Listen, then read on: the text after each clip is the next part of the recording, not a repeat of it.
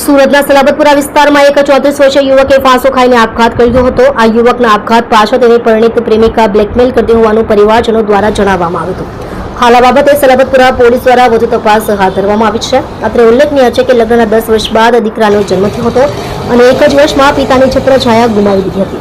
મળતી માહિતી પ્રમાણે સલાબતપુરા વિસ્તારમાં આવેલ માન દરવાજા હળપતિ વાસમાં 34 વર્ષીય અજીઝ લતીફ શેખ પરિવાર સાથે રહેતો હતો। પરિવારમાં માતા, પિતા, પત્ની અને 1 વર્ષનો દીકરો છે। અજીઝ પહેલા શર્ટ વેચવાનું કામ કરતો હતો। હાલ તે માર્કેટમાં પાર્સલ ઉચકવાની કામગીરી કરી પરિવારનું ગુજરાન ચલાવતો હતો।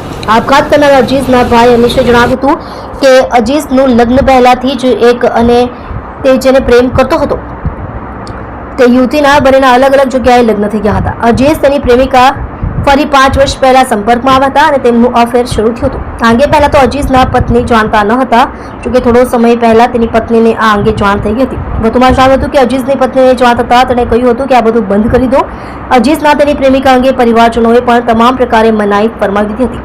જોકે અજીઝની પ્રેમિકા અવારનવાર ફોન પર ધમકીઓ આપતી હતી। આ સાથે જ કહેતી હતી કે જો તું મને છોડી દઈશ તો હું આપઘાત કરી લઈશ, જેને લઈને અજીઝ માનસિક તણાવમાં આવી ગયો હતો।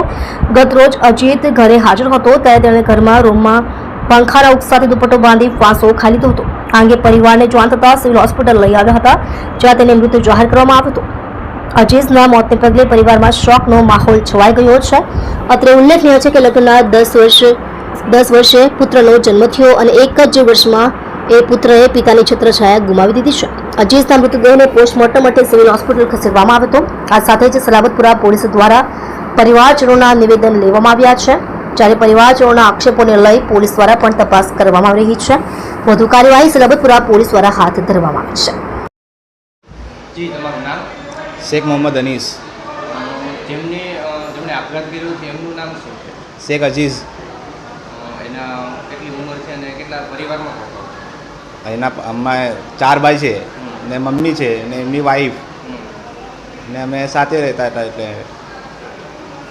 એમને કેટલા સંતાન? એમની 34 વર્ષનું છે એ રહ્યો। અને એમના સંતાન કેટલા? એક જ એ પણ 10 વર્ષ પછી એના સંતાન થયું એને લગ્નને થયા પછી। શું કામકાજ કરે? એ આમ પહેલાં શર્ટ વેચતો હતો લારી પર, પછી હમણાં એ ધંધો નહીં હતો તો હમણાં રોજગાર પર જ આવતો હતો માર્કેટમાં ફોલ્ડિંગ કરવા માટે। શું ઘટના બની અને ક્યારે બની?